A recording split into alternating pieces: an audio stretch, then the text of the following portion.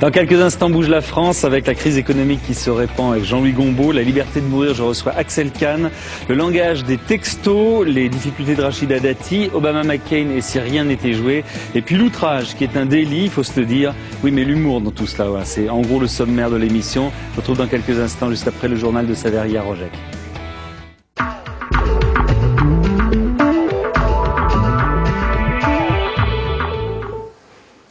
Bonsoir et bienvenue dans ce journal. Nicolas Sarkozy tente de calmer les magistrats. Il a reçu aujourd'hui les représentants de l'USM, le syndicat majoritaire de la profession. Des magistrats très remontés contre la garde des Sceaux, Rachida Dati. À la sortie, le président de l'USM semblait satisfait. Je vous propose d'écouter sa réaction ainsi que celle de Rachida Dati. Avec Madame Dati, nous étions effectivement dans un dialogue de sourds et de dénégation des problèmes. Le président de la République a semblé montrer davantage de considération, notamment pour les magistrats et leur travail.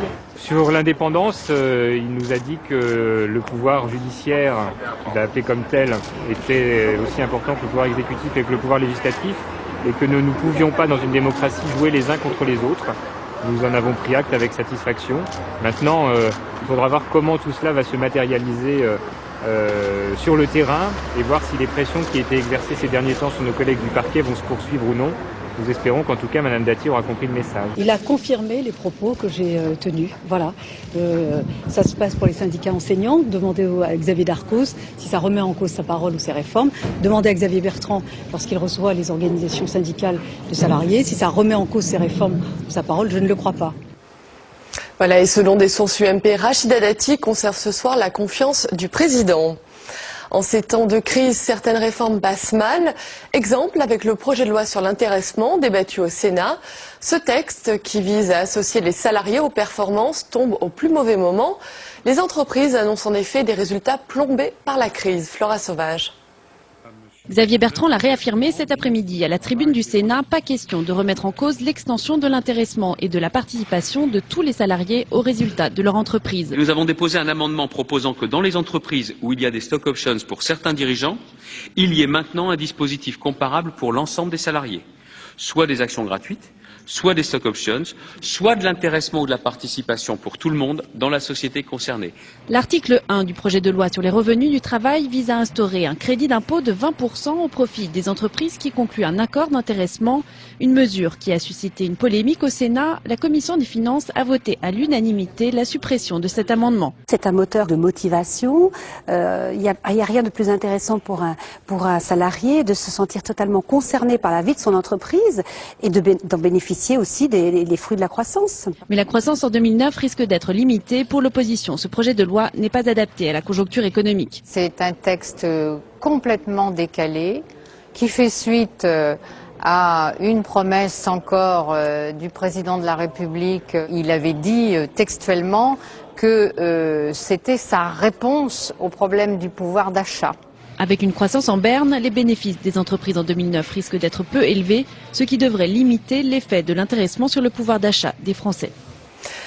La crise expliquée aux Français, une émission de télévision détaillant l'action du gouvernement pourrait en effet voir le jour, annonce sur notre chaîne de Thierry Saucé, le patron de la communication gouvernementale.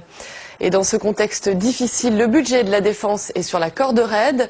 Mais Nicolas Sarkozy a fait de cette question une des priorités de la présidence française de l'Union européenne. Aujourd'hui étaient réunis au Sénat les représentants de 27 pays. Anne-Louise de Rohan. Cette fois-ci, avec la crise financière, les 27 pays de l'Union européenne doivent faire face à une donnée de taille et pas des moindres. Mais pour la France, en tout cas, pas question de réduire le budget de défense européenne. Au contraire, c'est même l'un des objectifs de sa présidence, avec des enjeux bien précis. De faire en sorte que l'Europe s'unisse sur un certain nombre de dossiers, de programmes de recherche, de capacités industrielles, de capacités militaires, de programmes à l'intention de nos compatriotes.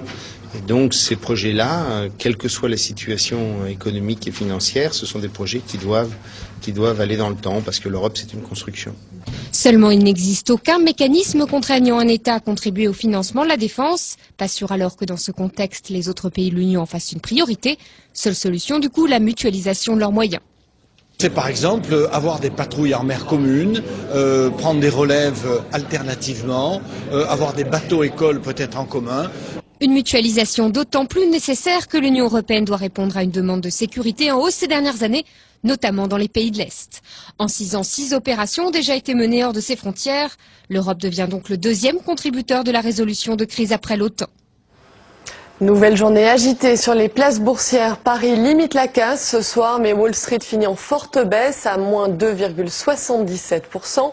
Et dans ce contexte de grande volatilité, une action tire son épingle du jeu, Volkswagen, qui a vu son cours gagner 200% à Francfort après l'annonce de son rachat par Porsche. Pierre Dukertz.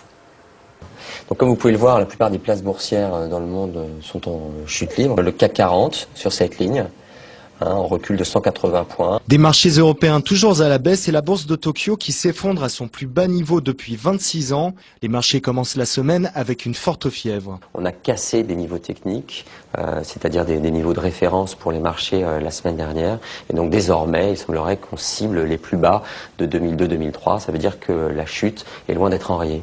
Le CAC 40 est passé aujourd'hui pendant un court moment sous la barre des 3000 points. Dans les salles de marché, on craint une chute jusqu'à 2400 points, son plus bas niveau historique. Beaucoup d'investisseurs attendent donc avant de se remettre à acheter. Autre sujet d'inquiétude, les résultats trimestriels des entreprises. Ces résultats sont attendus à la baisse et donc les marchés ont déjà intégré des mauvais résultats. Si finalement il s'avérait que ces résultats ne soient pas si mauvais que cela, alors ça pourrait avoir un petit impact. Ce soir, l'espoir vient d'outre-Atlantique. À New York, le Dow Jones continue à se maintenir, même très faiblement, dans le vert. La caisse d'épargne dans le collimateur de la justice. Le parquet de Paris a en effet ouvert une enquête préliminaire sur les pertes de 750 millions d'euros en plein krach boursier. L'écureuil a porté plainte pour abus de confiance. Un secteur est touché par la crise, le transport aérien, avec en particulier une baisse du trafic au mois de septembre. Je vous propose d'écouter le PDG d'Air France KLM, Jean-Cyril Spinetta, interrogé par Jean-Marie Colombani. Au mois de septembre, le trafic aérien, le transport de passagers, a chuté d'un peu plus de 2% par rapport au mois de septembre 2007 et en fret, en transport de marchandises, d'un peu plus de 7%. Alors ça peut paraître des chiffres assez anodins, mais en réalité c'est la première fois que ça se produit depuis 2002, depuis 2003, depuis la crise, l'épidémie du SARS, qui avait touché l'Asie au printemps 2003. Donc c'est très rare dans notre secteur que la demande de transport aérien, la demande de passagers, la demande de fret soit en réduction. Ça vient malheureusement de se produire au mois de septembre. Plus qu'une semaine avant l'élection américaine, un sujet domine les débats, la crise et en particulier celle du logement. Nos reporters se sont rendus à Cleveland, dans l'Ohio, une ville particulièrement touchée. Dans certains quartiers, la moitié des habitants ont été expulsés. Reportage Caroline Delage et Thomas Raguet. Cette maison, c'était tout pour moi. Mary a élevé ses 2 enfants toute seule dans cette maison du quartier de Mount Pleasant, à Cleveland. Mais un conflit familial et un emprunt hasardeux plus tard, la maison a été saisie par sa banque. Des histoires comme celle-ci, les rues à demi vidées des quartiers désœuvrés de Cleveland en sont pleines. Chaque jour, la police effectue des dizaines d'expulsions. Mary, elle, a eu plus de chance. Je n'avais pas ce qu'il me demandait. J'allais perdre ma maison. C'est là que j'ai découvert ESOP. ESOP, c'est une association communautaire qui aide les propriétaires menacés à sauver leur maison. Les requins sont un symbole. Ce sont les requins de la finance. Nous en avons fait notre mascotte ici. Les gens qui viennent ici n'ont en général pas réussi à trouver des solutions avec leur banque. Donc ils viennent nous voir dans l'espoir de sauver leur maison. J'ai essayé de discuter avec ma banque. Qui gagne au final? Personne ne gagne. C'est comme s'ils ne voulaient pas trouver de solution. Notre stratégie, c'est de renégocier les prêts avec les banques des propriétaires dans le but de sauver leur maison. Et ça marche. ESOP affiche un taux de réussite de plus de 80%. En 2007, 14 000 maisons ont été saisies dans le seul comté de la ville de Cleveland. Voilà, c'était le premier volet de notre feuilleton sur la course à la Maison Blanche. La suite demain et toute la semaine. C'est la fin de ce journal. Tout de suite, vous retrouvez Bouge la France, présenté par Pierre Sled.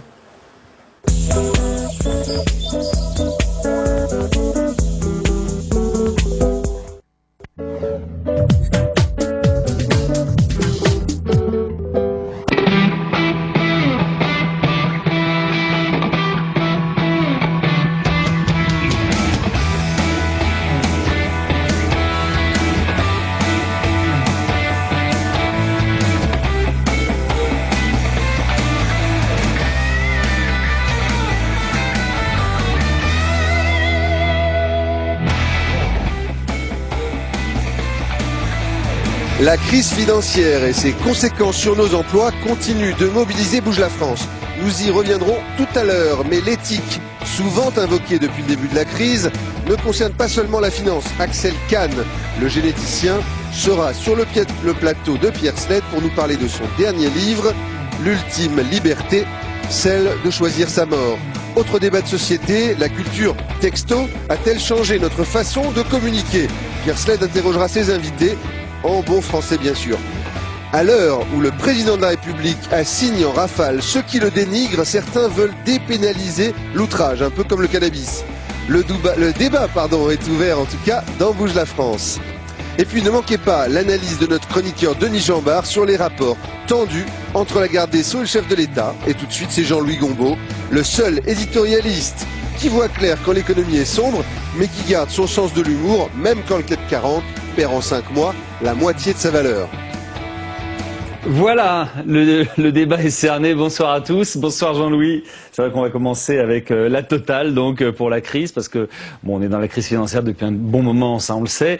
Mais là, on commence à voir des choses qui sont quand même assez étranges, notamment dans l'automobile, avec bien des suspensions d'activité, des chômages techniques chez Peugeot, chez Renault, chez évidemment tous les fournisseurs derrière. Est-ce que ce sont déjà les prémices de la récession qu'on observe là? Alors on pourra répondre vraiment presque définitivement à la question jeudi, parce que jeudi, les États-Unis publient le chiffre de croissance de leur troisième trimestre. Et donc on s'attend à une publication négative, ce qui d'ailleurs risque d'avoir des conséquences sur les mouvements boursiers toute la journée de jeudi. Oui, et sur les élections. Et sur peut-être les élections aussi, mais là, ça voudra dire si les Américains entrent officiellement en récession, tel qu'on nous le dira jeudi prochain, à ce moment-là, ça veut dire, parce que vu la dépendance du monde entier par rapport au marché américain, que le monde rentre en récession. Pour l'instant, qu'est-ce qu'on peut dire? Effectivement, au début, ça a commencé par une crise immobilière. Puis ensuite, ça s'est traduit par une crise financière. Puis après, on a eu une crise bancaire. Et voilà effectivement qu'on assiste, que ce soit en Europe ou aux États-Unis. Aujourd'hui, pour la France, commencent les fermetures d'entreprises pendant 18 jours pour résorber les stocks, donc il y a un véritable problème de demande. On a aussi des plans sociaux dans le BTP. Tout à l'heure, vous avez entendu quelqu'un de chez Air France qui nous disait que les trafics baisseraient de 2,5% cette année. Les statistiques sur le marché de l'informatique ont été publiées cet après-midi. Il va y avoir une division par 2 de la croissance du marché informatique l'année prochaine. Donc on a une série d'indices qui semblent indiquer en effet qu'on rentre en récession. Et dernier indice, c'est pas simplement les États-Unis, c'est pas simplement l'Europe, mais hier un rapport a été publié sur l'état de la situation des entreprises exportatrices chinoises. Dans le sud de la Chine, 3 millions d'emplois seraient menacés parce que le marché américain est en train de se fermer compte tenu du ralentissement de la demande. Et puis on observe ça également sur le plan international. Vous parliez des pays, il y a des pays qui appellent quasiment à l'aide là maintenant, qui sont en quasi faillite. Oui. C'est quand même quelque chose de nouveau. C'est quelque chose de nouveau. Alors là, donc on est passé de l'économie, disons, financière à l'économie réelle. Et puis voilà maintenant. Alors ce qui est nouveau, c'est pas tellement que des États se déclarent en faillite. On l'a vu déjà. En 1998, la Russie est en état de faillite. En 1999, le Pakistan, ça a été déclaré en état de faillite. En 2001, l'Argentine. Là, ce qui est nouveau, c'est que vous avez une dizaine de pays qui se présentent en même temps et non pas à la queue leu un par un devant le FMI et qui appellent à l'aide. Alors, il y a eu l'Islande. Alors, il y a eu l'Islande. Alors, déjà, on a commencé à résoudre le problème islandais. Un chèque de 2 milliards de dollars qui a été signé samedi pour Reykjavik. Dimanche, on a eu l'Ukraine, un chèque de 16 milliards 5 qui a été également signé par le Fonds monétaire international. Et vous remarquerez que non seulement les pays se présentent groupés, donc il y a vraiment un problème global qui se présente chez nous, mais vous avez, là, c'est la première fois des pays membres de l'OCDE, c'est-à-dire catalogués comme des pays riches, c'est pas l'Argentine, c'est pas le Pakistan, c'est l'Islande, un des pays les plus riches du monde par tête d'habitants, et même des pays membres de l'Union européenne, ce qui ne s'est jamais vu, la Hongrie, qui va demander l'aide du Fonds monétaire international. Donc là, on est passé ce week-end à une étape nouvelle dans le développement de la crise financière internationale. Alors on essaie de sauver les banques, on essaie de sauver les pays, on va quand même pas sauver tous les pays de la crise économique. Alors il faut effectivement, ce que vous dites là, on peut mettre des chiffres à côté. On essaie de sauver les banques, donc 2000 milliards de dollars. Aujourd'hui, les États-Unis commencent à débloquer, bon la somme est moins importante, mais c'est quand même 5 milliards de dollars pour aider General Motors et Chrysler qui sont dans une phase extrêmement difficile. Le Fonds monétaire international a déclaré déclaré cette semaine qu'il pouvait débloquer 200 milliards de dollars. Donc on arrive maintenant, si vous voulez, on entasse les petits cubes, ça commence à faire des sommes extrêmement importantes avant même que la récession ne soit déclarée. Vous avez donc ces signatures de chèques quand même relativement considérables, et on se dit, est-ce qu'on pourrait ne pas les signer, par exemple? Non, on ne peut pas ne pas les signer. Si par exemple un pays parce que c'est pire. Parce que, voilà, exactement. On n'arrive pas à évaluer si un pays comme l'Islande était vraiment en faillite, si ce pays-là, ça voudrait dire, l'Islande, un des pays plus riches du monde, n'a pas les moyens de soutenir ces banques, qui auraient un impact psychologique absolument considérable, bien que ce soit un petit pays de 330 000 habitants. Donc, effectivement, on signe les chèques à la queue leu au fur et à mesure que ça se présente et à Dieu bas. Il faut juste attendre son tour. Merci beaucoup. On va parler de ce livre d'Axel Kahn, L'ultime liberté, maintenant, avec lui-même.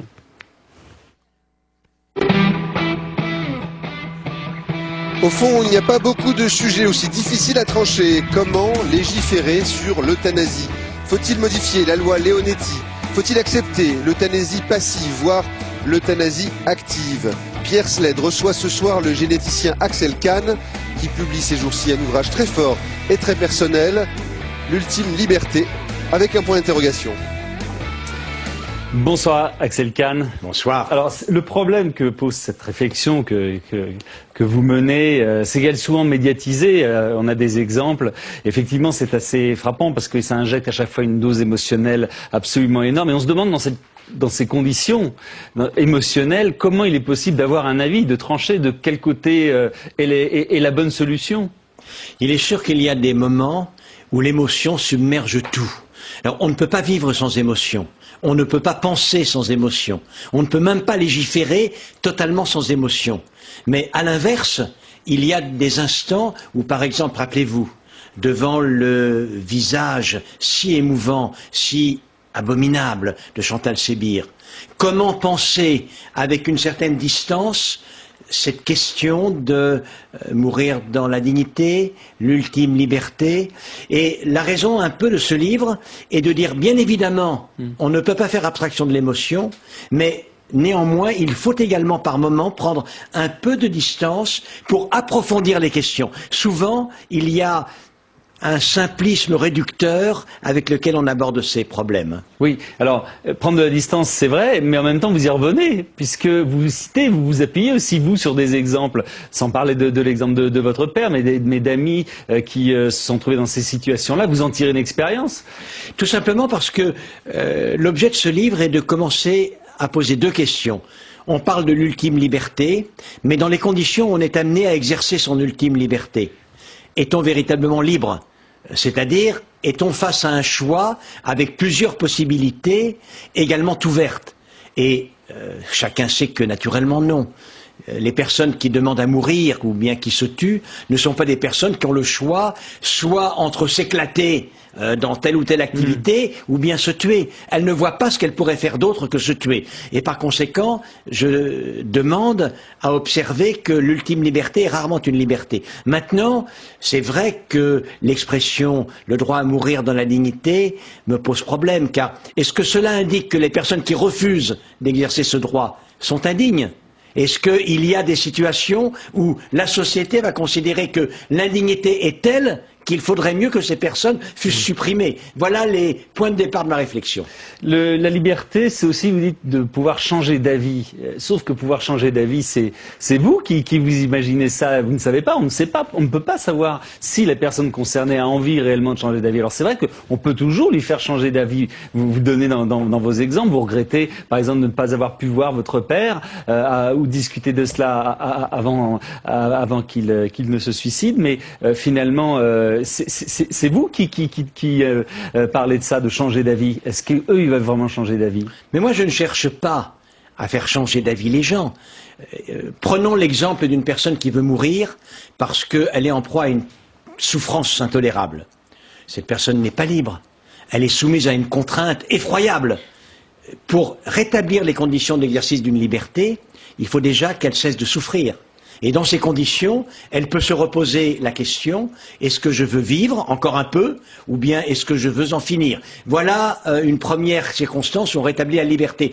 Parlons du suicidé. Le suicidé est seul, il est totalement désespéré, il se sent coincé, il va mourir. Ce que je dis, c'est qu'il ne s'agit pas absolument de le faire changer d'avis, mais de lui faire considérer qu'il est possible éventuellement d'envisager une autre solution à ses problèmes. Parce que la liberté, c'est justement d'avoir le choix. Est-ce qu'on est en état d'avoir le choix, de faire un choix, de se dire qu'on a deux options dans ces cas-là? Vous savez, quand vous êtes un esclave, l'esclave de la douleur ou l'esclave d'un maître, qui vous dit ce que vous devez faire, en effet, vous n'êtes pas libre. Car par définition, la liberté, c'est le choix. Et le choix entre des possibilités qui sont les unes et les autres ouvertes. Autrement, il n'y a pas de choix. Donc, ma réflexion dit, en tout cas, face à quelqu'un qui demande à mourir, soit qu'elle veuille se tuer, soit qu'elle demande à ce qu'on l'aide à mourir. Elle demande toujours quelque chose d'extraordinairement important. Ce qu'elle nous dit, c'est, dans les circonstances dans lesquelles je vis, la vie m'est intolérable, je ne peux plus la supporter. Et on peut effectivement, puisqu'elle ne veut plus vivre, eh bien lui donner la mort. Et peut-être peut-on arriver à le faire, effectivement. Mais la première des réponses vraiment humanistes n'est pas celle-là. La première des réponses vraiment humanistes, c'est d'essayer de rétablir les conditions d'un choix possible. Est-ce que les médecins sont préparés à ça? Parce qu'après tout, est-ce que les études de médecine permettent d'avoir cette réflexion qui est finalement très philosophique? Insuffisamment, je crois. Insuffisamment. Vous savez que je suis maintenant président d'université et même président de la plus grande université médicale de ce pays, une des plus grandes d'Europe, et j'ai à cœur que les étudiants en médecine apprennent les mécanismes des maladies, apprennent à soigner, mais apprennent également à poser eux-mêmes les problèmes moraux auxquels ils seront confrontés. C'est vraiment un défi considérable, cela. Les différentes euthanasies qui existent, il y a l'euthanasie active, contre laquelle vous êtes prononcé, mais qui a frappé, on se souvient, Vincent Humbert, puisqu'il avait demandé. Alors, vous dites à la fois, il ne faut pas le faire, et en même temps, vous dites, il y a eu un non-lieu, c'est la meilleure des solutions. Je ne dis pas exactement cela. Je dis qu'il faut prendre une décision dans ces conditions. Il y a deux possibilités. On est d'accord que dans certaines circonstances, quelqu'un demande la mort et une autre va lui administrer la mort. Et nous sommes d'accord pour dire que ce geste peut être un geste d'amour, peut être un geste solidaire. Face à cette observation, il y a deux possibilités. Première possibilité, la loi se met à dire les nouvelles exceptions à l'interdiction de tuer. Pourquoi je dis les nouvelles exceptions? Car il y en a déjà une. On peut tuer pendant la guerre, mais c'est la seule. Autrement, c'est interdit de tuer. Alors, est-ce que la loi va nous dire on peut tuer pendant la guerre, mais on peut tuer également dans cas petit 1, cas petit 2, cas petit 3. Ou alors, est-ce que la justice doit savoir pardonner à qui a transgressé par amour et par solidarité? Je suis de loin en faveur de cette deuxième solution. Et je ne crois pas que la loi ait besoin, pour traiter les cas douloureux, de commencer à rajouter des exceptions à l'interdiction de tuer. Une loi qui dit qu'il est interdit de tuer, après tout, est une loi qui me convient correctement. Mais ça vous choque, une loi qui finalement est amenée à traiter au cas par cas? Après tout, ça existe bien dans tous les phénomènes d'intégration, on traite au cas par cas les sans-papiers. C'est ce que je demande. C'est ce que je demande. Je demande effectivement à ce que la jurisprudence... Il faut bien légiférer, il faut bien partir de quelque chose. Non, la loi dit qu'elle est une règle générale. La règle générale est que le médecin a donné la vie, il a soigné. Quand il ne peut plus soigner, il a soulagé. Et bien évidemment, l'obligation de lutter contre la douleur est beaucoup plus importante que l'obligation de prolonger la vie. Il n'y a pas de problème de ce point de vue-là. Je suis en faveur de la loi Leonetti. Est-ce que la loi doit assigner une nouvelle tâche au médecin qui est d'interrompre la vie? Je n'y suis pas favorable. En revanche, j'observe et je reconnais que certains médecins, certaines personnes interrompent la vie par amour, et je suis pour que la société sache leur pardonner. Et l'exemple, il est connu en fait, c'est la légitime défense. Vous voyez quelqu'un chez vous, il vous menace, vous réagissez, vous le tuez. On ne va pas vous absoudre comme ça. Il y aura une procédure, car vous n'avez pas le droit de tuer. Et néanmoins, s'il apparaît réellement que vous avez commis ce geste en état de légitime défense, la société dira il y a un non-lieu. Et j'appelle de mes vœux une procédure de même ordre pour ces cas qui, sans doute, sont rares, où une personne a tué par amour. Et qui doit trancher dans ce cas-là? Vous savez, c'est la justice qui le fait. Je veux dire que la justice et la jurisprudence... On était en train de dire, et vous étiez en train de dire, les médecins ne sont pas toujours formés à prendre de telles décisions. Est-ce que les juges en sont plus capables? Écoutez, vous savez, la justice, profondément, il y a deux manières de donner la justice, qui est rappeler le cadre général, les lois. C'est quoi la loi? Ce sont les règles au sein desquelles un individu peut s'épanouir, suivant les critères de la société. Et bien évidemment, les lois sont toujours irréductibles à la variabilité des situations personnelles. Donc la jurisprudence juge au cas par cas en quoi les actions individuelles contreviennent ou non l'esprit des lois. Eh bien, je demande que l'on applique le même principe dans ces situations douloureuses dont nous parlons. Est-ce qu'il est politiquement incorrect de parler de l'euthanasie et en même temps du coût social de garder des personnes qui ne peuvent plus vivre normalement et décemment, justement? Certaines personnes le font, et l'un des arguments qui souvent est masqué dans les débats un peu polémiques, mais un argument très fort, c'est, par exemple, avec les centaines de milliers de personnes qui vont être atteintes de maladie d'Alzheimer, nos sociétés, surtout à l'heure de la crise que vous avez décrite tout à l'heure, n'ont plus les moyens de les prendre en charge. Oui, on essaye de gagner partout, là, en ce moment. Voilà. Mais moi, je vais vous dire, j'ai partie des scientifiques et des médecins pour lesquels le progrès correspond à quelque chose. Pour moi, le progrès est une chance. Le progrès ne doit pas être une menace. Et un progrès qui deviendrait une menace pour ces personnes, simplement tournerait le dos à sa légitimité même. Le progrès contre les personnes, non. Le progrès comme un moyen d'une liberté supplémentaire. Vous dites que la France, sur ce positionnement, est en retard par rapport à d'autres pays, en particulier d'autres pays d'Europe. C'est vrai ou pas? Non, moi je ne dis pas cela. Je dis que c'est une mauvaise manière de poser le problème, comme s'il y avait un train de tête et puis ceux qui sont derrière seraient en retard, en quelque sorte. C'est ridicule. Il y a effectivement deux pays européens qui ont légalisé l'euthanasie, d'abord la Hollande et puis la Belgique, d'autres qui ne l'ont pas fait. La France a adopté une législation qui est la loi Leonetti, qui m'apparaît de nature à prendre en compte avec humanité et sans augmenter, multiplier les exceptions à l'interdiction de tuer, la souffrance des individus. Avec la loi Leonetti, une personne qui ne peut pas être guérie et qui a une souffrance physique ou morale peut être endormie et cela pour ne pas se réveiller. Et si la loi est appliquée, en fait, elle règle toutes les situations. Je ne pense pas qu'il soit raisonnable d'en sortir. En revanche, il est certainement raisonnable de faire appliquer la loi Leonetti, oui. Très bien, merci beaucoup Axel Kahn. Je vais remontrer votre livre, mais il est à l'autre bout là-bas. On va le revoir. De toute façon, l'ultime liberté chez Plon, Axel Kahn. Le voilà. Merci beaucoup. Merci beaucoup. On va parler maintenant du langage des textos. Il faut s'y habituer aussi. Merci bien. Je vous le dis texto, la culture SMS va changer notre façon de nous parler. Et la communication entre les êtres humains, quand elle devient basique, eh bien elle suscite parfois de dangereux quiproquos. Sur le plateau de Bouge la France, Jean-Marie Danjou, délégué général de l'Association des opérateurs mobiles, Corinne Martin, est sociologue, et le journaliste Jacques Hainaut, c'est un spécialiste des technologies, des nouvelles technologies. Bonsoir à tous les trois. Effectivement, on est tous le nez dedans, les textos, ceux de nos enfants, etc. C'est une nouvelle donnée qui est entrée dans les mœurs des Français. Apparemment, aujourd'hui, 82% des Français possèdent un portable et les SMS représentent environ 7 à 20% du chiffre d'affaires des opérateurs, ce qui est quand même très très important. Jean-Marie Danjou, c'est en forte croissance vraiment. Est-ce que finalement tout le monde n'est pas surpris par l'impact des textos? On pensait que ça allait être un des moyens. Finalement, ça devient très très très très fort, surtout chez les jeunes. Oui, c'est vrai que l'utilisation des SMS s'est beaucoup développée. On est en 2007 à 2 milliards de SMS échangés à travers les réseaux mobiles.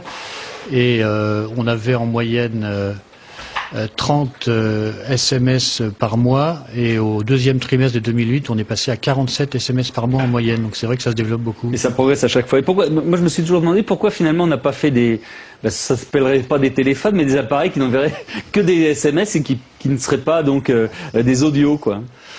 Oui, mais en même temps, ce qu'on constate, c'est que ça coûterait moins cher à tout le monde.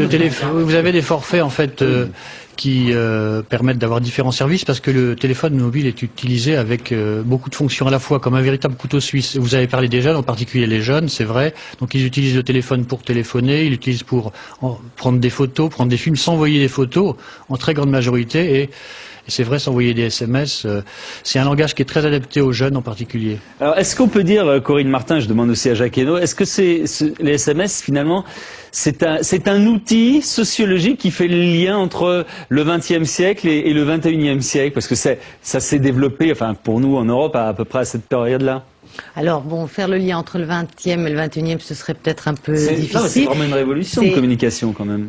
Alors c'est vrai que les opérateurs ne s'y attendaient pas. Hein. Les jeunes, je dis toujours, ont un peu inventé ce langage dans le sens où ils se sont appropriés à un mode de communication. On a fait notre titre comme ça, voilà. C'est pas des fautes d'orthographe, c'est comme ça que ça s'écrit. Les textos, est-ce que c'est toxique? Oui, ils se sont appropriés ce mode de communication pour en faire un peu un langage personnel. On constate qu'il y a une énorme diversité et il est très très utilisé au départ par les jeunes, mais plus seulement. Toutes les classes d'âge se le sont appropriées. Donc il y a différents motifs d'usage.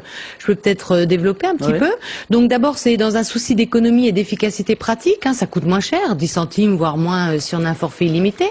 L'efficacité pratique, parce que il faut apprendre à moins de 160 caractères à dire l'essentiel.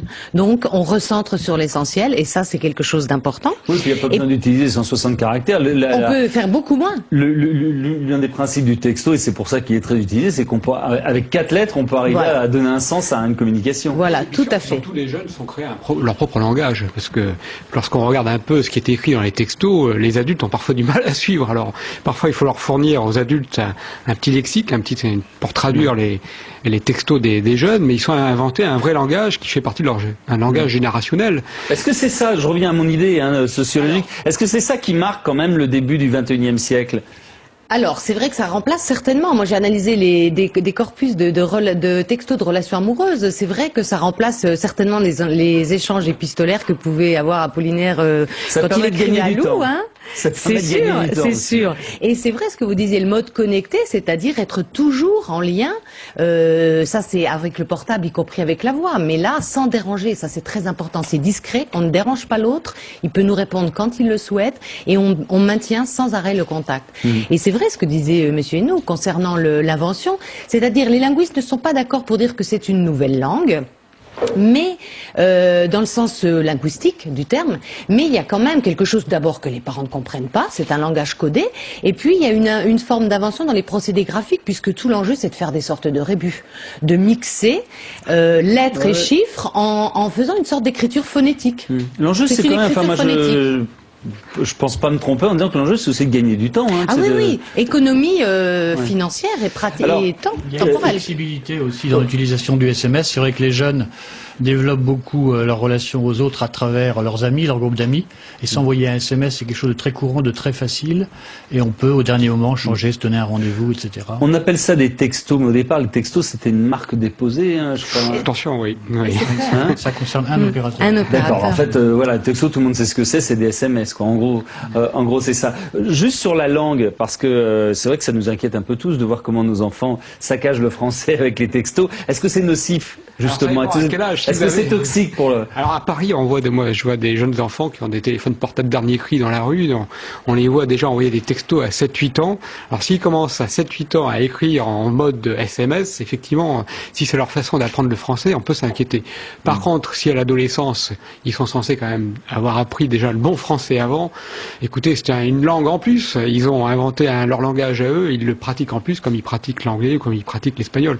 Je ne sais pas s'il faut s'inquiéter outre mesure. Et dans votre livre, les 80 questions que tous les parents se posent. Alors il y a beaucoup. Il y en a 10 de plus, 90. Oui. Il y a beaucoup bon, vous parlez des jeux internet, etc. Mais il y a un passage, effectivement, un long passage sur la téléphonie mobile. Et vous dites l'un des fléaux, c'est comment on peut empêcher nos enfants de voter pour la Starac, quoi, en gros, et de dépenser des sommes folles juste pour élire. Un des problèmes que je soulève dans ce livre, c'est effectivement le problème des SMS surtaxés.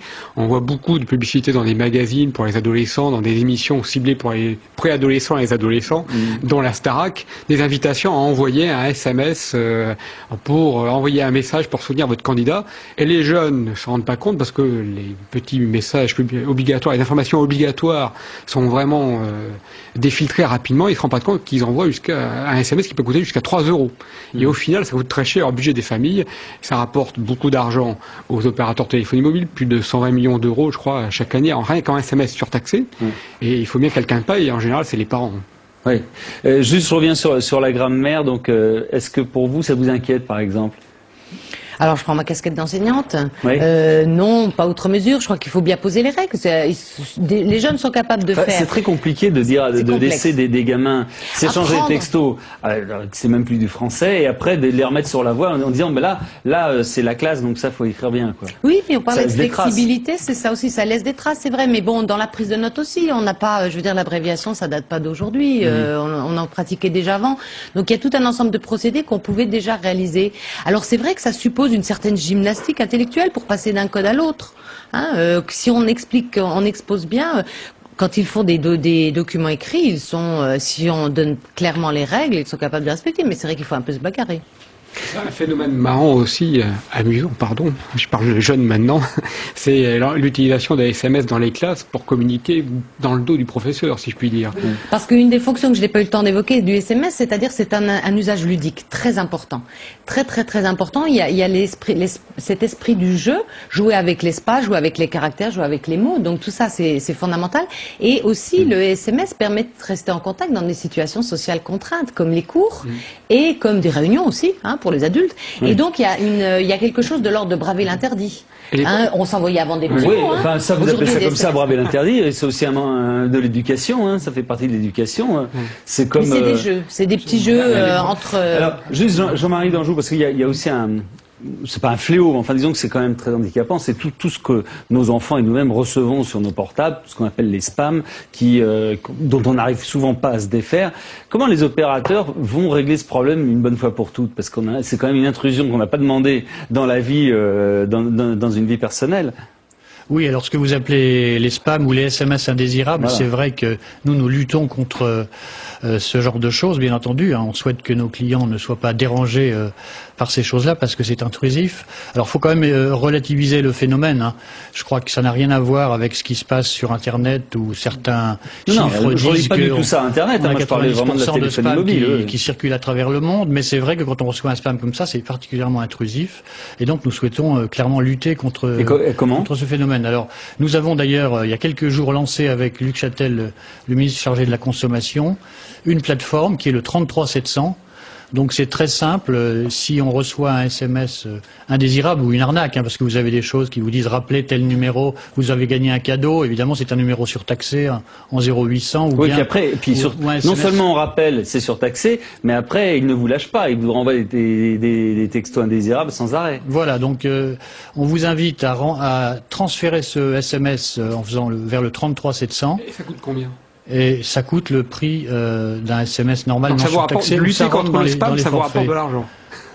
Non, je crois qu'il faut pas voir les choses comme ça. En réalité, l'idée de faire ça gratuit, ça serait à mon avis une fausse bonne idée, parce que si on faisait ça gratuit, vous auriez à ce moment-là les spammers qui pourraient spammer d'ailleurs la plateforme de lutte contre le spam. On pourrait quand même proposer un juste milieu, un SMS sous-taxé plutôt que surtaxé. Est-ce qu'il faut se protéger? C'est une façon de se protéger parce que lorsqu'on reçoit des SMS comme cela, dont on n'a pas demandé, donc des gens ont des numéros, est-ce qu'il faut se mettre sur liste rouge pour se protéger? Est-ce qu'il y a des moyens d'être moins vulnérable? Vous n'avez pas besoin de vous mettre sur liste rouge, vous êtes protégé puisque, comme vous le savez, l'annuaire des services mobiles est sur base uniquement volontaire. C'est-à-dire que si vous n'avez pas demandé à être sur l'annuaire des services mobiles, vous n'êtes pas sur l'annuaire des services mobiles. Donc finalement, vous avez moins de 3% des clients mobiles actuellement qui sont sur l'annuaire mobile. Et c'est ceux qui l'ont demandé. Donc il n'y a pas cette problématique. Les Français sont entre guillemets des bons clients pour le langage des textos, pour les SMS, par rapport aux autres, aux Européens. Est-ce que notre langue s'y prête, par exemple? Bon, par rapport l'ensemble, c'est venu quand même, bon, c'est venu en grande partie des États-Unis, mais on sait très bien que les Américains, déjà dans leur façon d'écrire, changent leur grammaire, leur orthographe pour réduire au maximum et gagner déjà. C'est une habitude chez eux, ça vient de là. Donc ils l'ont mis dans les textos et dans les SMS. Nous, on a suivi, mais nous, on ne sait pas de notre langue si elle est faite pour ça. On sait que 92%, si je me trompe pas, je parle sous votre contrôle, des adolescents, des jeunes Français 15-25 ans utilisent le téléphone portable pour envoyer des SMS. Donc rien que par cela, ils sont des bons clients. Je crois qu'en Europe, le SMS, c'est un marché de 16 milliards d'euros, je crois, sur l'ensemble de l'Europe. Et sur la France, j'ai plus. Est-ce qu'on a les chiffres? 1,64 milliard. Bon, les jeunes sont, voilà, mais les jeunes sont réussis. Et ce qui est intéressant dans le SMS, c'est pour ça que on pourrait pas établir un lexique parce qu'il y a une véritable inventivité, une créativité que les jeunes mettent en œuvre. C'est ça qui leur plaît. C'est-à-dire que il y a un peu un langage codé entre eux, mais au sein d'un groupe d'amis aussi, d'un réseau d'amis. C'est-à-dire qu'ils ont une certaine façon d'écrire et ils inventent sans arrêt. Et il n'y a pas ce n'est pas normé. Hein, ça ne rentrera pas dans un dictionnaire. D'ailleurs, ça n'est dans aucun dictionnaire puisque ça reste quand même de l'écrit, même si c'est un peu à mi-chemin avec l'oral, avec cette écriture phonétique. Alors, puisque vous êtes sociologue, je vais montrer votre livre également, le téléphone portable et nous. On a la une, le voilà. C'est vrai que on parlait de l'évolution notoire des mentalités aussi. Il y a une période qui est très charnière chez les jeunes, chez les adolescents. C'est cette période où il y a les premiers rapprochements entre garçons et filles, etc. Et alors, est-ce que c'est une bonne chose ou pas? Mais on imagine bien que le téléphone portable a fait gagner du temps, passer des étapes beaucoup plus rapidement. Là où naguère on mettait 3 ans à déclarer une flamme quelconque, aujourd'hui ça va un peu plus vite. Ouais, bon, est-ce que c'est une bonne chose? Alors, je ne jugerai pas, en disant bon ou mauvais, je porterai un jugement de valeur. Non, moi j'observe et je constate que le portable a été adopté, si je parle le portable d'une manière générale, et été vraiment, les jeunes se le sont appropriés. Pourquoi? Parce que c'est un outil qui favorise leur autonomie, qui leur permet d'entrer en contact direct, de gérer l'ensemble de leur sociabilité personnelle sans passer par le filtre de la mère. C'était la mère qui décrochait le fixe. Donc ça, c'est très très important. Et les jeunes continuent, et par exemple, vous parlez de relations amoureuses, le SMS est très intéressant pour débuter une relation amoureuse sans vraiment s'engager. Donc, ça permet de faire savoir sans le dire. Voilà, sans s'engager. Sans se montrer. C'est à un âge, à l'adolescence, où le corps change, on est un peu anxieux sur son corps, et le fait de pouvoir dialoguer avec quelqu'un sans se montrer, sans montrer son corps, c'est extrêmement rassurant. J'utilise le SMS, mais j'utilise aussi Internet, les mondes virtuels. Le SMS est qu'une des panoplies, justement, pour rentrer en contact avec les autres, fait partie de la panoplie pour rentrer en contact avec les autres, sans montrer son corps. Tout à fait. Nous avions organisé récemment un colloque avec des psychanalystes et des psychologues. Et ce que disait monsieur était vérifié par Philippe Guton, qui est un psychiatre psychanalyste, qui nous expliquait que le SMS était utile dans la transformation finalement des jeunes dans une période où ils communiquent, ils peuvent communiquer par SMS sans avoir finalement le regard des autres, en particulier celui des parents, posé sur eux. À propos de psychologie, est-ce qu'il faut cadrer ça lorsqu'on est parent? Est-ce qu'il faut surveiller un peu, peut-être pas le contenu, au moins la fréquence des SMS, parce que il y en a qui n'arrêtent pas. Les parents cadrent et gèrent indirectement en gérant les forfaits. Et beaucoup de jeunes, dans l'enquête que j'ai faite en 2004 pour l'ouvrage, en troisième, c'était 2003, en troisième et en seconde, beaucoup avaient encore des cartes prépayées. C'est-à-dire que les cartes prépayées, statistiquement, sont vraiment beaucoup plus dans cette population. Ou alors des forfaits bloqués. Les opérateurs ont inventé les forfaits bloqués qui répondaient complètement à la demande des parents. Donc, avec un forfait bloqué, le jeune peut venir renégocier une rallonge, mais les parents, d'une certaine manière, gèrent. Il y a des dépassements, c'est vrai, mais ils ne sont pas majoritaires. Ils sont obligés effectivement de gérer pour des raisons budgétaires. Et du coup, dans les cliniques ou dans les hôpitaux de traitement d'addiction aux nouvelles technologies, on n'a pas encore vu d'accro au SMS. Ouais. C'est un enjeu important pour les opérateurs, les SMS. C'est un enjeu important, bien sûr, puisque c'est un moyen qui se développe beaucoup et puis qui est surtout qui montre le formidable attrait du mobile, de cet instrument. C'est vraiment un objet unique, un objet communicant tout à fait particulier, le mobile. Donc il sert à à communiquer sous diverses formes. C'est un véritable couteau suisse pour les jeunes en particulier, cette génération. C'est pédagogique, on va dire. Et c'est un outil, voilà. Donc, on le garde avec soi, on le décore, on le personnalise, et on fait toutes sortes de choses avec. On prend des photos, on s'envoie des films. Les SMS, ça fait partie de cette panoplie. Très bien, merci beaucoup à tous les trois. On va parler politique maintenant, pas de SMS, même si on en parle de temps en temps en politique, mais avec Denis Jeanbart qui nous rejoint. Nicolas Sarkozy a reçu cet après-midi les représentants des magistrats de plus en plus remontés contre Rachida Dati. La garde des Sceaux n'a eu le droit d'assister qu'à la seconde moitié de cette rencontre. Écoutez le commentaire de Denis Jeanbart. Non seulement c'est un analyste pointu, mais en plus, c'est le grand spécialiste des relations entre la ministre de la Justice et le président. Bonsoir Denis. Bonsoir. Alors tout le monde parle de Rachida Dati aujourd'hui parce que c'est son jour. Oui. Ça c'est son jour, c'est même sa semaine. Elle est, c'est vrai, un petit peu dans la tourmente. Ça se passe mal avec les gardiens de prison, ça se passe mal avec les magistrats. Elle a reçu vendredi dernier, ils ressortent mécontents. Et puis en plus, derrière, aujourd'hui, Nicolas Sarkozy reçoit, bon, pas tous, mais le principal syndicat des magistrats. Et à la sortie, celui-ci se déclare satisfait. Est-ce que c'est intentionnel? Est-ce que c'est pas une sorte de coup de pied de l'âne? Ah si. C'est une figure mitterrandienne assez classique. Je vous rappelle qu'en 1990, Lionel Jospin avait subi le même affront de la part de François Mitterrand. Il y a eu des manifestations de jeunes, ça se passait mal. Mitterrand reçoit les syndicats à l'Élysée et c'est une manière de tacler son ministre et de le remettre à sa place. Je pense que Nicolas Sarkozy, qui est un observateur assez attentif des présidences précédentes, reprend certaines méthodes. Et là, il a voulu montrer à sa ministre et aux Français et au monde de la justice que Rachida Dati n'était pas à la hauteur de sa tâche. Et puis il y a une deuxième humiliation dans la journée, c'est que franchement, elle fait antichambre pendant 20 minutes alors que les syndicats sont déjà reçus. Et donc elle n'est introduite qu'au bout d'un certain moment de la conversation. Puis la troisième chose que l'on sait, c'est que Nicolas Sarkozy déteste les magistrats. En fait, depuis qu'il a été ministre de l'Intérieur, bien remonté par les policiers, etc. Il n'aime pas les magistrats. Et puis voilà qu'il les reçoit et que finalement, ça se passe pas si mal. Et en tout cas, l'USM sort satisfaite de l'entretien. Donc sur toute la ligne, c'est un désaveu pour Rachida Dati. Je rajouterais même peut-être une dernière ligne. C'est vrai, plus sévère que moi. Non, quand on voit Rachida Dati, elle s'expliquer devant la presse ensuite pour dire c'est pas du tout un désaveu, rien que de le faire. Je trouve que c'est. Oui, c'est un aveu c'est un aveu d'impuissance. Voilà, c'est.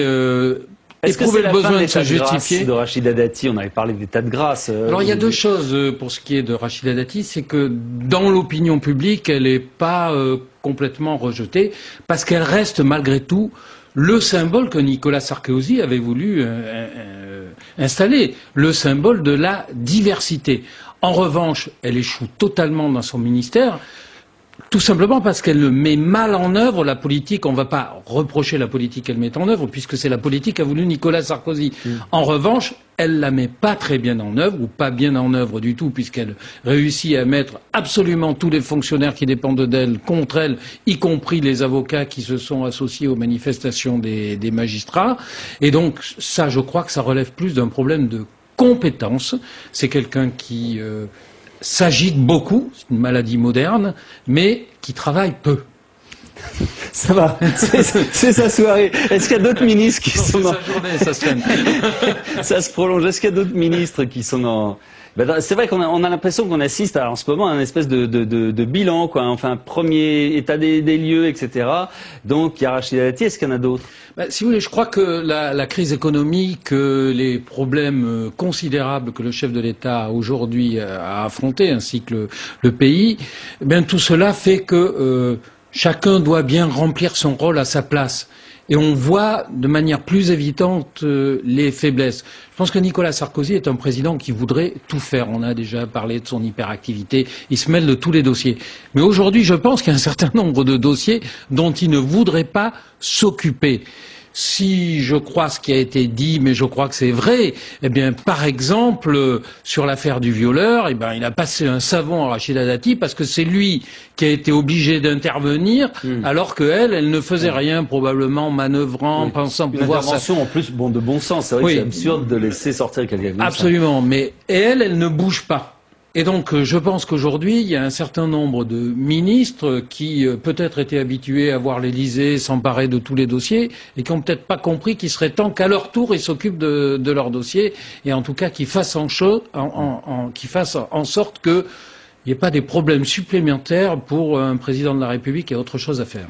Est-ce que ça augure d'un prochain remaniement ministériel? On avait toujours programmé ça à la fin de la présidence française européenne, donc à partir de janvier, quoi. On va dans les 6 mois qui suivent. Est-ce que c'est à nouveau d'actualité? Est-ce que ça se profile? Ce qui semble apparaître, en tout cas, c'est que les liens avec François Fillon se sont resserrés. On a vu quand même un Premier ministre chahuter sérieusement à Manosque aujourd'hui, lors d'une visite sur le terrain. Alors il a dit qu'il continuerait.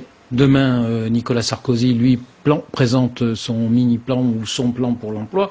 On va voir ce que ça donne.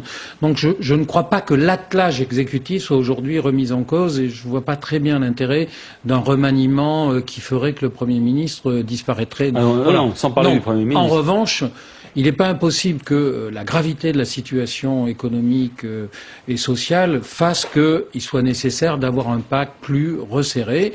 En tout cas, il me semble qu'en début d'année, c'est un message possible qui pourrait être adressé aux Français, alors qu'on pouvait penser que après les turbulences, avant l'été, tout ça s'était apaisé au sein du gouvernement et que Nicolas Sarkozy pouvait se donner un rendez-vous pour un remaniement après les élections européennes, parce qu'il ne faut pas oublier qu'on a des élections européennes au printemps prochain, au mois de mai, et que donc c'est un rendez-vous politique qui peut justifier derrière un remaniement. Moi, il me semble que si le chef de l'État a le sentiment qu'il faut resserrer un certain nombre de boulons, envoyer des messages très forts face à une crise qui rebondit sans cesse, on l'a encore vu aujourd'hui, et Jean-Louis Gombault l'a expliqué tout à l'heure, eh bien, il me semble qu'il sera peut-être nécessaire de remanier en début d'année. Mais ça ne veut pas dire que Rachida Dati, qui reste quelqu'un de symbolique dans ce gouvernement, disparaisse complètement. Très bien, merci beaucoup. Je vais trouver un nouveau siège. Merci beaucoup, Denis.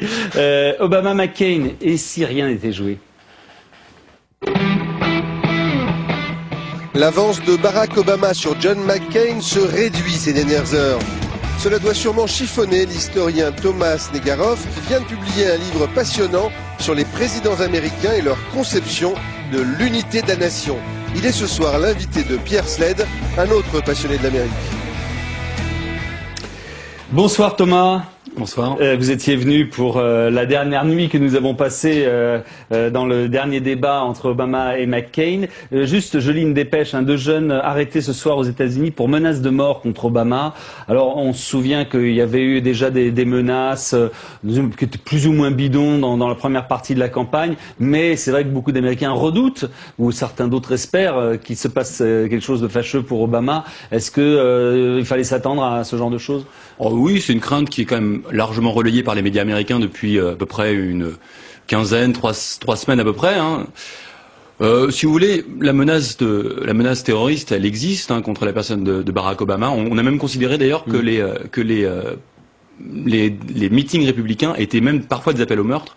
Quand on entendait scander terroriste et que personne à la tribune ne daignait remettre en cause là, ce sont visiblement des jeunes sympathisants néo-nazis qui ont déclaré qu'ils envisageraient de tuer 102 Noirs et d'assassiner donc le candidat présidentiel Barack Obama. Oui, je ne sais pas s'il faut accorder beaucoup d'importance à... Alors en revanche, ce à quoi il faut en accorder, ce sont les sondages, parce qu'il y a quand même un élément nouveau. C'est vrai que depuis, et encore la semaine dernière, à l'occasion du dernier débat, et même après, Barack Obama avait 12 et même 14 points dans des sondages d'avance. Aujourd'hui, c'est plus du tout le cas. Il y en a plus que entre 9 et 5 points. Il y a des sondages qui donnent 5 points.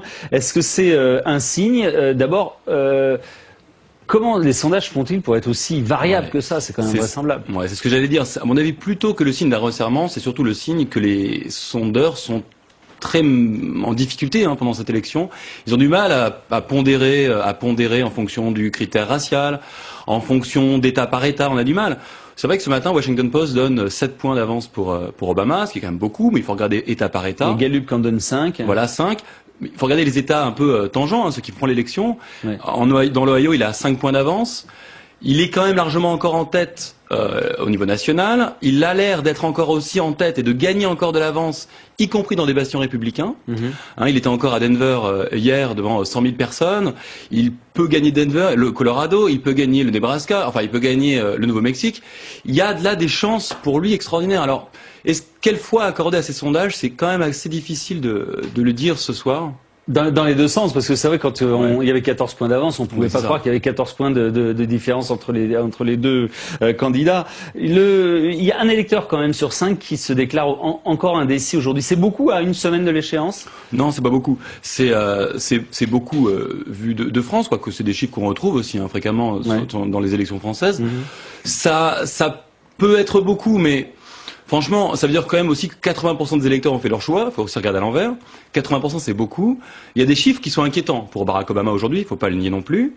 Le fait par exemple que lorsque l'on demande aux Américains s'ils connaissent une personne qui ne votera pas pour Obama en raison de sa couleur de peau, on trouve quand même un Américain sur 3 qui en connaît un. Alors ça, c'est un chiffre intéressant qui permet, encore faut-il savoir la véracité de ces affirmations. Et surtout, encore faut-il savoir si ces gens n'avaient pas déjà dit aux sondeurs qu'ils n'allaient pas voter pour Obama. Mais c'est le flou complet.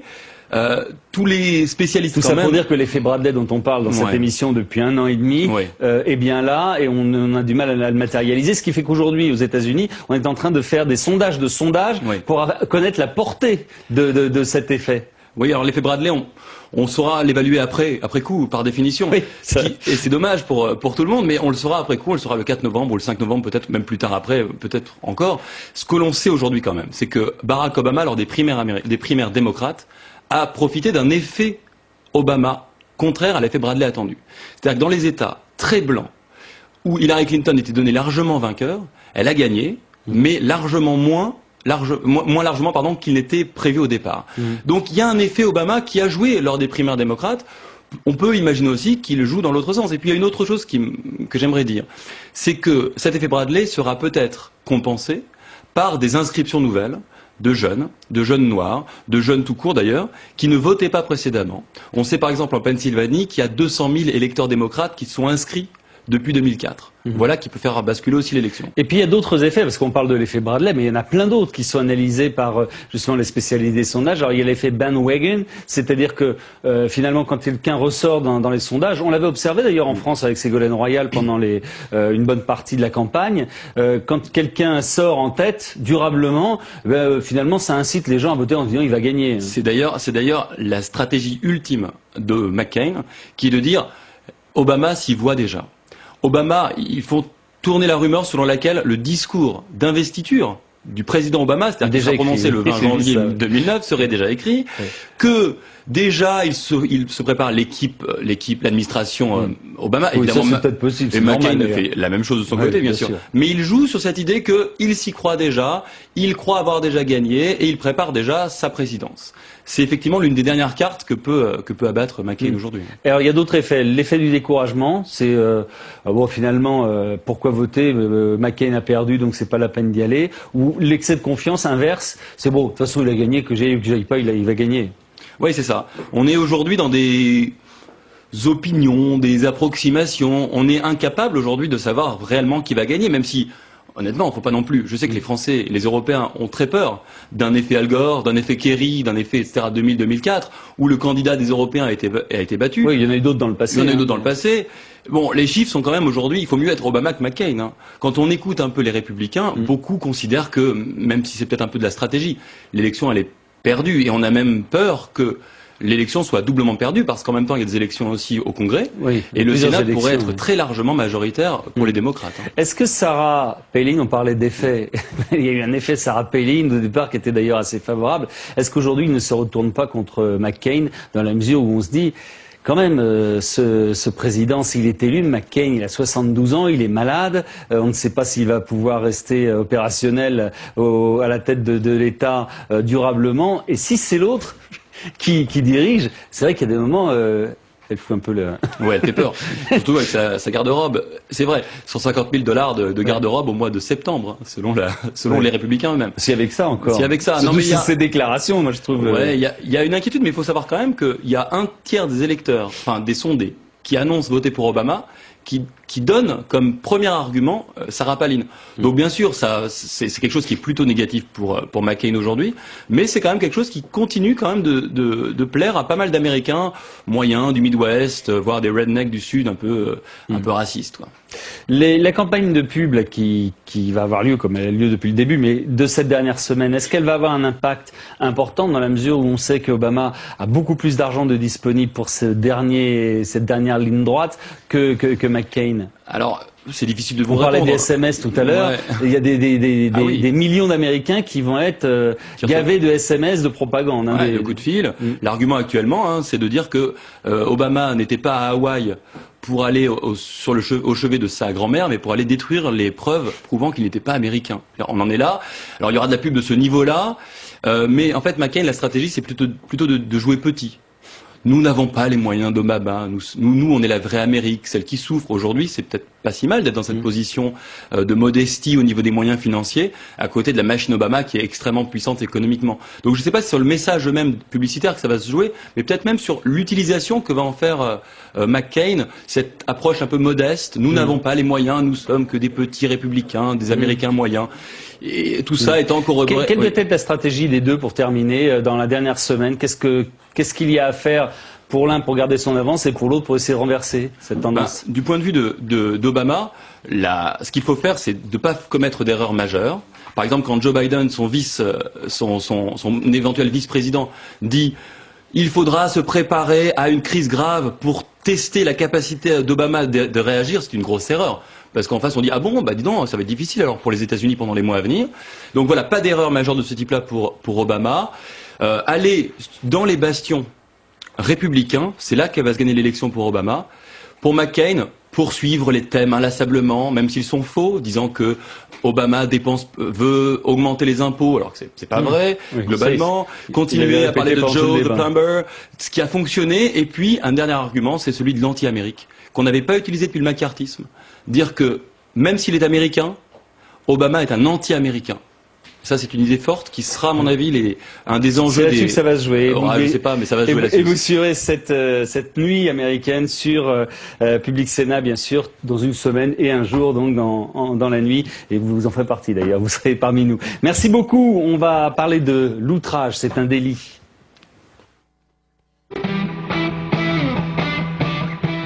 Une poupée vaudou, un pamphlet, une pancarte qui arbore une de ses plus fameuses répliques, eh bien, ça ne fait pas rire le président de la République. Nicolas Sarkozy assigne sans hésiter ce qui l'outrage.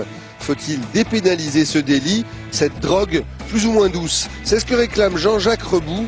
Il débat ce soir avec le sénateur centriste Pierre Fauchon sur le plateau jamais injurieux de Bouge la France.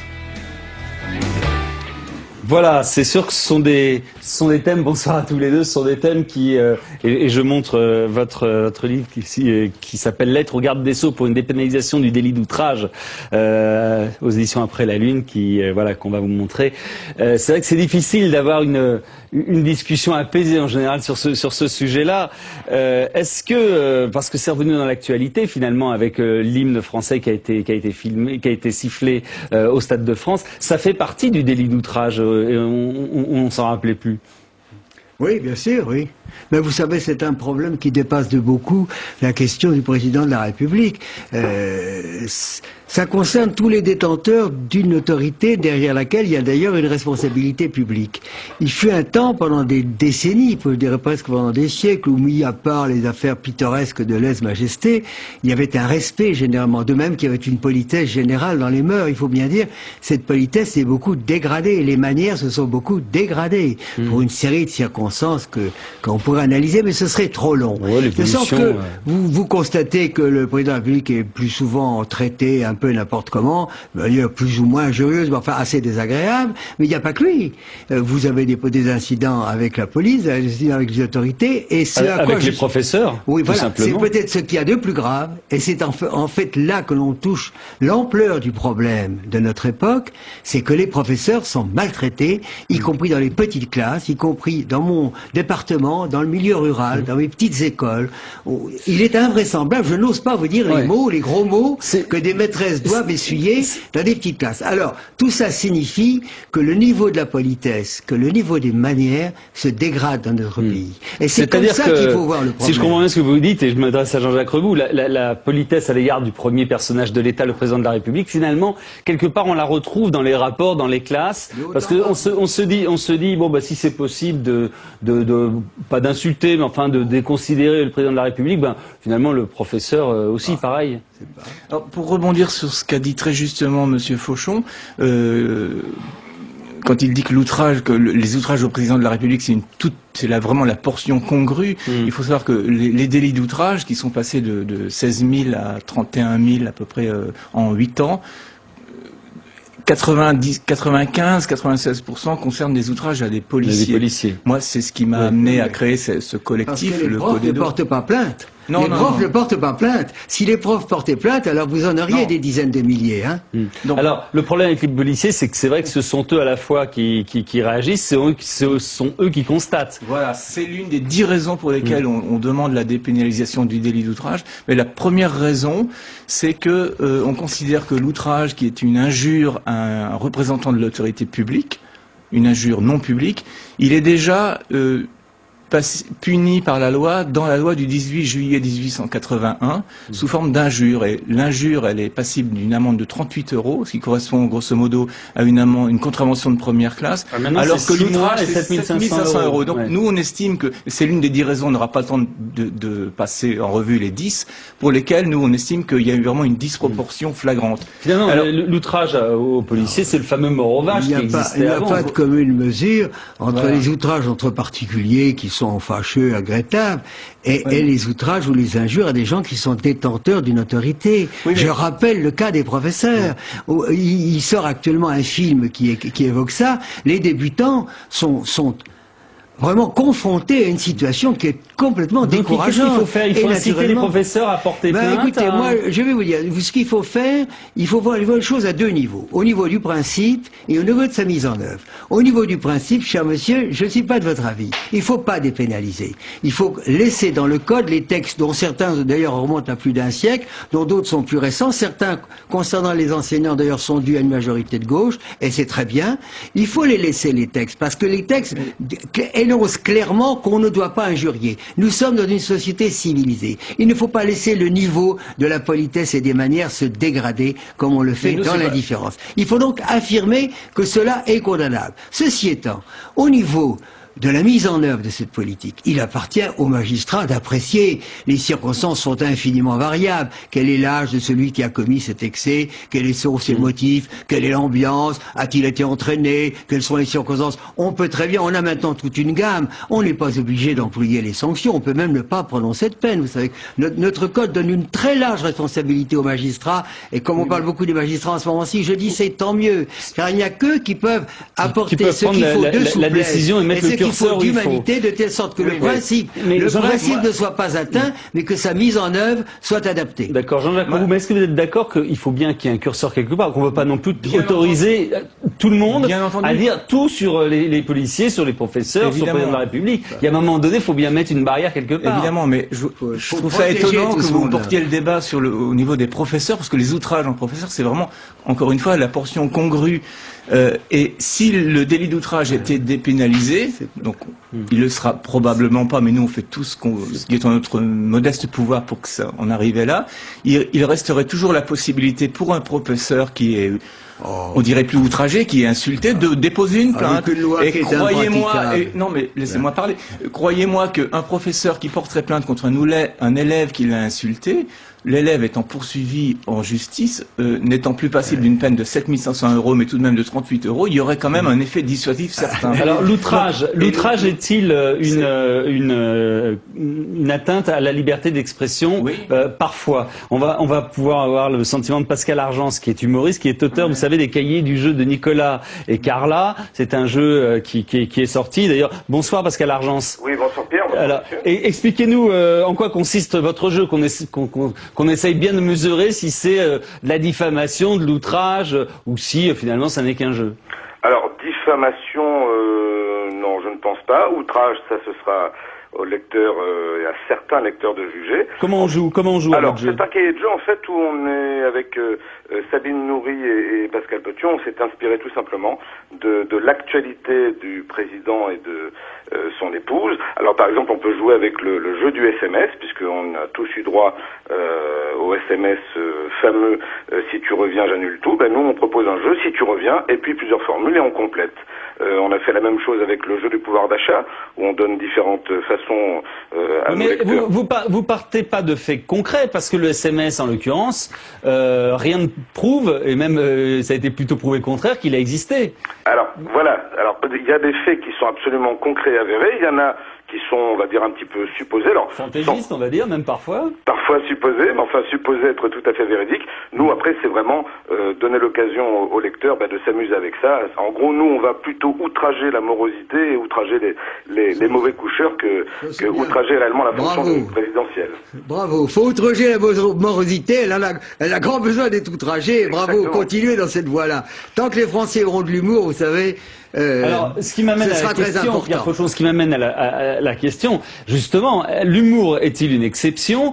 Moi, on parle d'outrage au président de la République ou aux policiers. Si vous regardez ne serait-ce que les guignols de l'info, tous les soirs, ils en prennent quand même leur lot. Est-ce que où ça s'arrête? Est-ce qu'on peut tout dire du moment qu'on se dit entre guillemets humoriste? C'est une matière qui est délicate, mais Dieu merci, les Français, nous sommes des gens assez subtils, je crois, et nous pouvons faire la distinction entre ce qui est l'humour, qui a tout à fait le droit d'exister et le devoir d'exister et dont nous avons grand besoin, d'autant plus que nous avons de grands soucis, il faut avoir beaucoup d'humour. Et là-dessus, d'ailleurs, je ne suis pas sûr que nous ayons gagné du terrain, j'ai l'impression que les Français rient de moins en moins et ont de moins en moins d'humour. Bien entendu, il faut savoir se tenir dans les limites de ce que j'appellerais les bonnes manières. Parce que les bonnes manières, c'est aussi très important. Vous savez, il y a un philosophe chinois, Confucius, qui disait « La morale sans les bonnes manières, ce n'est pas bon. Il faut les deux. Parce que la morale sans bonne manière, c'est brutal, et les bonnes manières sans morale, c'est hypocrite. Il faut donc les deux. Donc préservons et la morale et les bonnes manières. Jean-Jacques Reboux, est-ce qu'il est possible d'avoir des bonnes manières et de l'humour en même temps? Bien sûr. Alors concernant les bonnes manières, je suis ravi de vous entendre prononcer cette expression. Il me semble qu'en France, il y a quelqu'un qui donne pas tellement l'exemple, c'est le président de la République. Je ne veux pas du tout l'attaquer. La semaine dernière, j'ai assisté à 2 procès. Le second, je commence par le second, c'était celui de Hervé Héon qui a été poursuivi pour offense au président de la République par le tribunal de Laval parce qu'il avait brandi un petit panonceau avec écrit le mot d'auteur de Nicolas Sarkozy, Cassez à pauvre con. Le délibéré sera rendu le 6 novembre. Et il y a une autre affaire qui me tient beaucoup plus à cœur parce que l'histoire de Cassez à pauvre con, c'est un peu anecdotique, j'ai envie de dire. C'est l'histoire de Romain Dunant, qui est donc le co-auteur de la lettre au garde des Sceaux pour une dépénalisation du délit d'outrage, qui lui a été poursuivi par Nicolas Sarkozy, mais à l'époque où il était, Romain Dunant avait envoyé un courriel à Claude Guéant, qui était à l'époque directeur de cabinet du ministre de l'Intérieur Nicolas Sarkozy, où il contestait contre l'arrestation. Ce dont vous parlez, c'est peut-être la différence justement entre Nicolas Sarkozy et ce qui s'est passé avant, puisque les 3 présidents précédents, Chirac, Mitterrand et Valéry Giscard d'Estaing, eux n'assignaient pas. Ils n'ont pas été confrontés à cette montée des mauvaises manières à laquelle nous assistons depuis quelques années. Je ne sais pas s'ils avaient constaté ça, s'ils auraient eu le même comportement. On n'en sait rien. Car ce que nous venons de dire sur les Vous trouvez que c'est normal que le président de la République, entre guillemets, se défende? Chacun apprécie ce qu'il a à faire et moi je n'ai pas à juger. Mais je pense qu'il y a une montée maintenant de l'injure, de la pratique de l'injure courante, encore une fois, dans les milieux de l'enseignement, c'est nouveau. Mais pourquoi vous parlez de l'enseignement? Mais parce que c'est pas ça le problème. L'outrage, c'est 98% des outrages. Mais pour moi et pour les Français, les Français, pour les enfants français, c'est beaucoup plus important que quelques cas particuliers qui vous intéressent. Un mot de Pascal Argence qu'on va saluer. Vous craignez que votre jeu soit interdit? Alors, actuellement, c'est une possibilité. C'est vrai que tout à l'heure, j'ai cité les exemples. Bon, dans d'autres jeux, il y en a qui sont un peu moins politiquement corrects, comme le jeu de l'enquête corse, où on part du principe que des inconnus se sont introduits dans la villa d'un pote de Nicolas. À toi de trouver l'issue de l'enquête.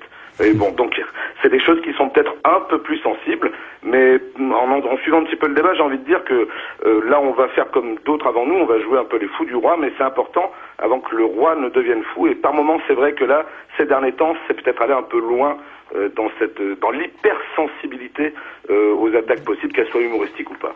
Oui, mais c'est vrai qu'on va de plus en plus loin, mais c'est dans l'air du temps. On parlait des SMS tout à l'heure. C'est dans l'air du temps. On va plus loin dans la critique, dans la satire aussi. Oui, mais je trouve qu'on s'éloigne vraiment du débat, parce que nous, notre idée dans le CODEDO, collectif pour une dépénalisation du délit d'outrage, les histoires de jeux, les poupées vaudou, bon, c'est une chose. J'ai pas envie d'en parler ce soir parce que oui, mais ça fait partie. C'est comme la Marseillaise. Et c'est dans la qualité. Il y a un outrage et il y en a d'autres. Il faut faire des lois différentes. Le plus important, c'est que quand Nicolas Sarkozy, 5 jours après être élu président de la République, attaque Romain Dunant parce qu'il, dans un courriel... Non mais ça y est, on a bien compris que vous voulez le défendre. Oui, bien sûr. C'est une question il faut aussi parler de tous les outrages, on peut pas dire c'est juste ça. Les libertés publiques sont mises en jeu, elles sont en danger. Et le 13 novembre, il y a Simone Levavasseur qui est poursuivie par le préfet de Vesoul, de Haute-Saône, parce qu'elle a comparé dans un courriel, elle a été un peu plus douce que Romain Dunant, elle a comparé la politique de Brice Hortefeux à la politique menée dans les années 40. Elle fait même pas un parallèle directement. Oui, elle cite pas Vichy, voilà. Oui.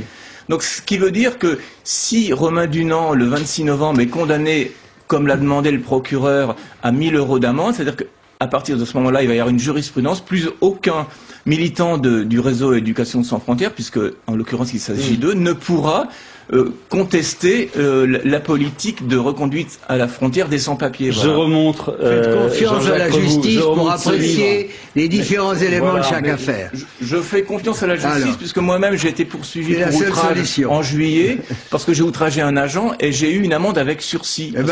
Je suis tombé sur une juge extrêmement...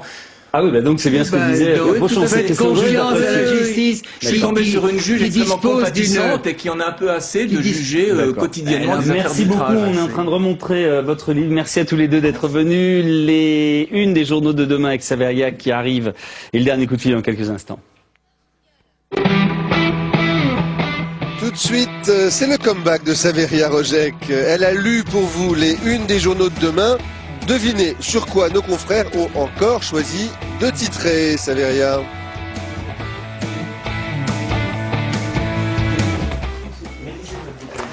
Voilà, Nicolas Sarkozy au chevet de l'économie à la une des Échos. Le président dévoilera demain son plan pour l'emploi, un plan de rupture, relance des contrats aidés, contrats de transition professionnelle. Le gouvernement veut aussi innover pour faire face à la crise. À noter cette nouvelle baisse des taux en Europe, nouvelle baisse possible. Jean-Claude Trichet juge qu'une baisse donc serait possible dès la semaine prochaine. Et enfin, à noter cette enquête sur les 7000 Français très aisés qui ont échappé à l'impôt sur le revenu en 2007, un chiffre qui augmente d'année en année. Le laisser-faire du gouvernement face au plan de licenciement à la une de l'Humanité. Pour l'UMA, l'Élysée se contente de traquer les chômeurs et d'accompagner les suppressions d'emplois. Les communes prises à la gorge par la crise, à la une de Libération, la Seine-Saint-Denis, Laval ou Saint-Étienne ont contracté des emprunts toxiques qui plombent leurs finances. Enquête dans Libération. Pas facile d'expliquer la crise aux Français. À la une du Dauphiné libéré, François Fillon chahuté à Manosque. Le Premier ministre a été pris dans une bousculade en voulant rencontrer des manifestants. Et on termine avec La Croix et ce reportage sur le Zimbabwe, un pays à l'économie effondrée, mais les gouvernements de la région font pression, pouvoir et opposition cherchent une sortie de crise. On enchaîne avec le dernier coup de fil, on est très en retard.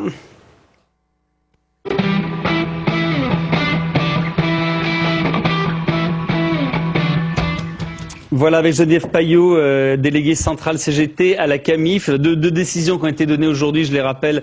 La société CAMIF particulier, donc c'est 780 salariés qui a été placé en liquidation judiciaire par le tribunal de commerce de Niort. Et puis la CAMIF SA, donc qui a été placée en redressement judiciaire avec une période d'observation de 6 mois. Bonsoir Geneviève Paillot. Qu'est-ce qui aurait permis de sauver l'aspect CAMIF particulier ? Ce qui aurait permis, c'est effectivement que des investisseurs arrivent, qu'il y ait des fonds qui soient remis dans l'entreprise. Mais ce qu'il y a, c'est que la situation de la CAMIF est très très difficile depuis des années. Ça vient d'erreurs de gestion qui datent. Donc maintenant, c'était un peu difficile, mais effectivement, nous pensions qu'avec les annonces gouvernementales, il pouvait y avoir aux aides aides aux entreprises et en particulier aux salariés, et ce n'est pas venu. Oui, parce que c'est vrai qu'on découvre une situation donc catastrophique et on dit maintenant il faut 5 jours pour trouver un repreneur. C'est vrai que c'est pas facile. Est-ce que néanmoins la Camif SA, est-ce qu'elle a une chance de trouver un repreneur ou des réinvestisseurs? Camif SA, de toute façon, va continuer. C'est Camif particulier. Oui, je sais bien, mais il faut sous observation pendant 6 mois quand même. Elle est sous observation pendant 6 mois. Il faudra qu'elle... Peut-être que Camif SA peut s'en sortir, mais ce qui est grave, même si Camif SA s'en sort, c'est qu'elle s'en sortira sans ses salariés, puisque le plan de licenciement qui a été prévu à Camif SA va vraiment avoir lieu. C'est-à-dire que sur les 200 salariés qui sont actuellement à Camif SA, de toute façon, 140 vont quitter l'entreprise. Donc, effectivement, la reprise d'une entreprise comme Camif SA ou des aides pour une entreprise comme Camif SA sans ses salariés, c'est quelque chose de surréaliste. Et que vont devenir les 780 salariés de Camif particulier? Comme beaucoup malheureusement, de nos collègues dans les autres boîtes, ils vont se retrouver licenciés dans les 15 jours qui viennent et après, ils seront soumis aux aléas de l'emploi et ils vont se retrouver au chômage, quoi. C'est ça qui est dramatique, surtout dans une région comme le sud des Sèvres, à Niort, où le marché de l'emploi il n'est quand même pas florissant du tout. D'accord. Merci beaucoup Geneviève Payot et bonne chance pour vous et les salariés. On salue Nathalie Talbot qui réalisait cette émission ce soir, Laurent Guez, notre cher rédacteur en chef, Marie Billon et Xavier Lalu qui ont préparé. Tout de suite Parlons Blog avec Éric Besson, secrétaire d'État à la prospective à l'économie numérique. Au revoir Saveria, à demain soir. Au revoir à tous.